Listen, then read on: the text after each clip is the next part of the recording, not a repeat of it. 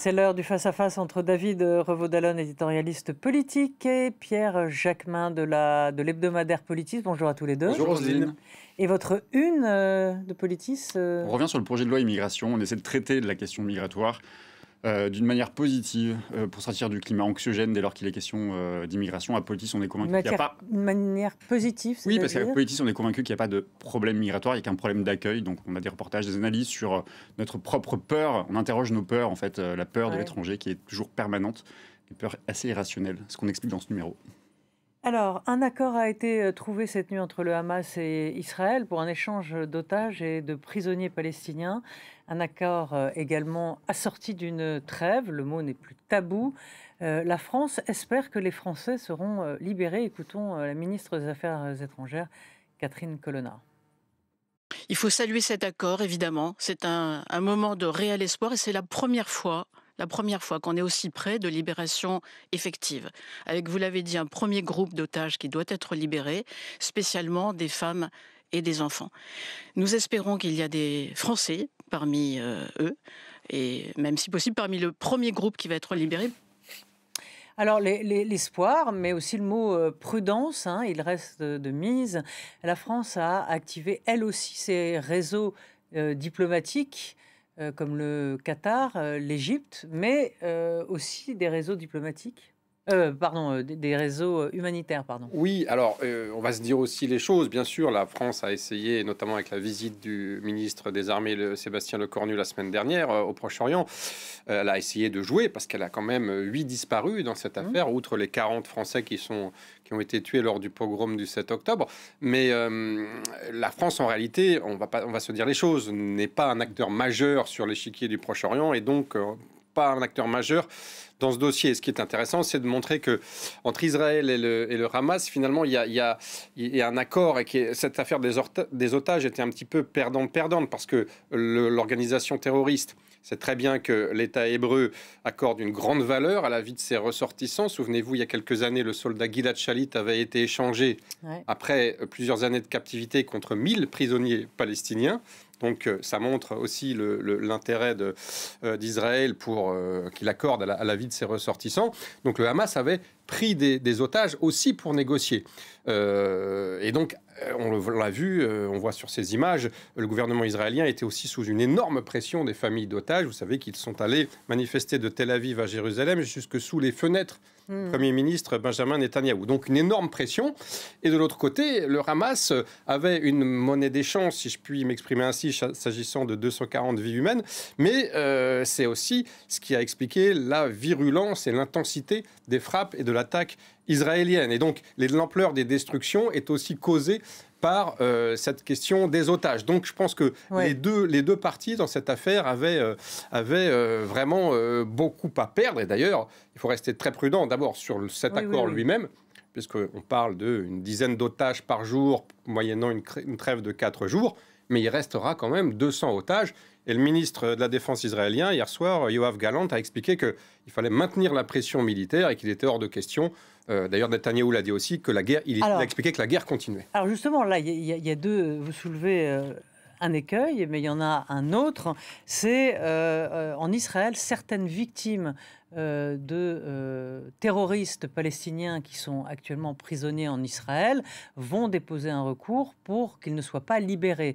Et ce que vous disiez également, c'est qu'il y a le mot trêve qui n'est effectivement plus tabou, mais est-ce que ceux qui ne seront pas libérés, eh bien, les familles d'otages vont dire faut continuer la trêve. Sinon, si vous continuez à combattre, il n'y aura pas de libération.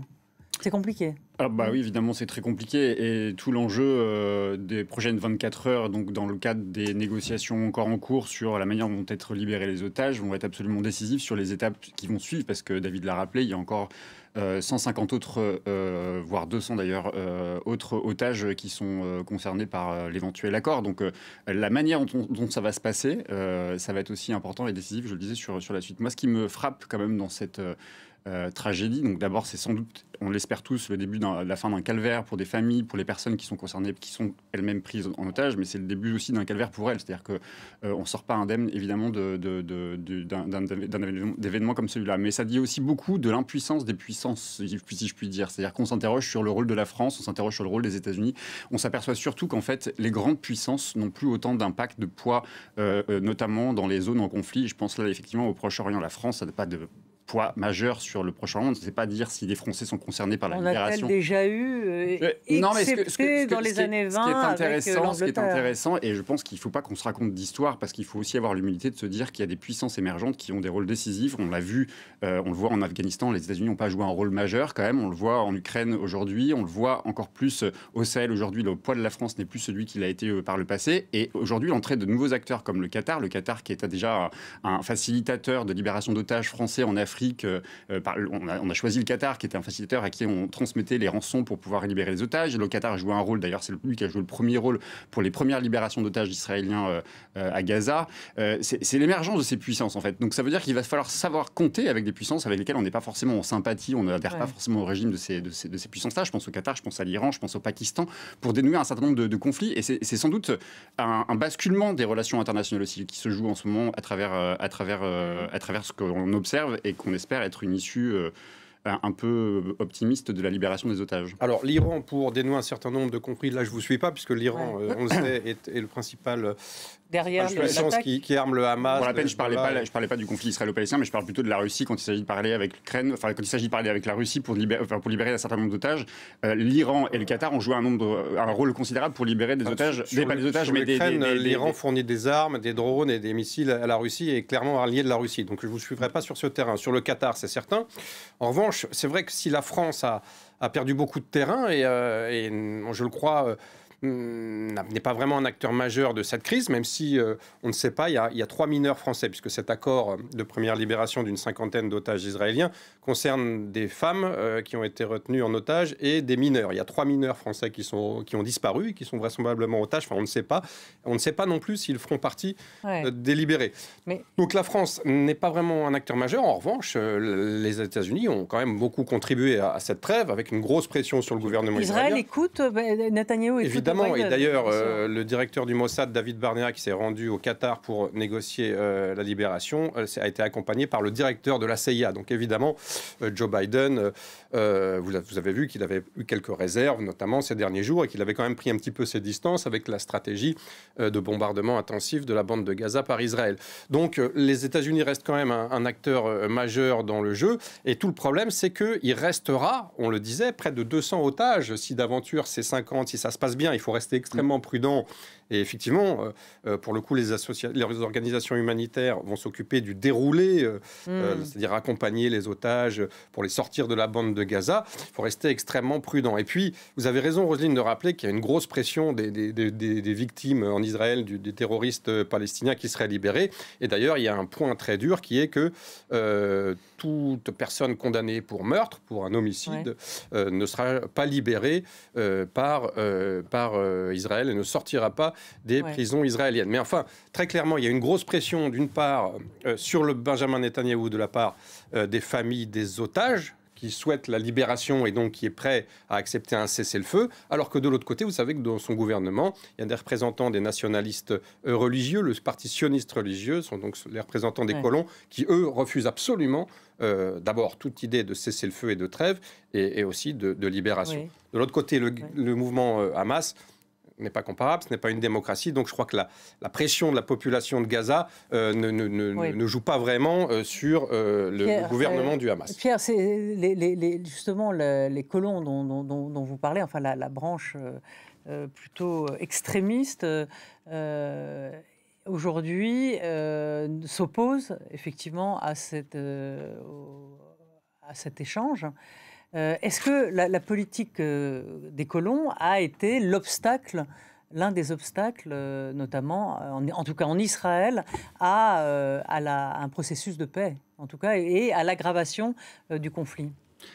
la difficulté, c'est ce que David rappelait, c'est que d'abord, le ministre l'a rappelé, effectivement, même s'il y a une trêve, et peut-être elle va peut-être continuer au-delà des 4 jours qui sont évoqués dans l'accord, c'est qu'on est face à des formes de guerre ce que je veux dire, c'est que les modèles de la guerre d'autrefois ne sont plus les modèles d'aujourd'hui. Et l'émergence, notamment ce qu'on a déjà dit dans cette émission, des guerres de décolonisation, ont fait émerger des organisations qui ne sont pas des États. Donc c'est plus un État contre un État. La guerre n'est pas un État contre un État, c'est un État contre des organisations qui sont des organisations terroristes. Et donc ces organisations terroristes n'ont pas l'expérience de la négociation de la paix, voire elles ne veulent pas négocier la paix. C'est toute la difficulté aujourd'hui d'une organisation terroriste comme celle du Hamas pour essayer d'avoir une sortie vers une...